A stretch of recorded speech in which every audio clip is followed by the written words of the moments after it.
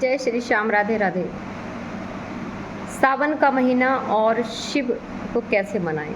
शिव को अपने पति परमेश्वर के साथ मिलकर उनका जो है पूजन करें, जलाभिषेक करें, दुग्धाभिषेक करें, जो भी आपके पास है उसी सामर्थ्य अनुसार आप कार्य करें और सुहागनों का सानिध्य आशीर्वाद ज़रूर लें और माँ गौरी को श्रृंगार अवश्य चढ़ाएं, क्योंकि माँ गौरी जो हैं बाबा की अर्धांगिनी हैं और बाबा ने विष पिया है, इसलिए उनको अपने जो है स्वामी की चिंता होती है।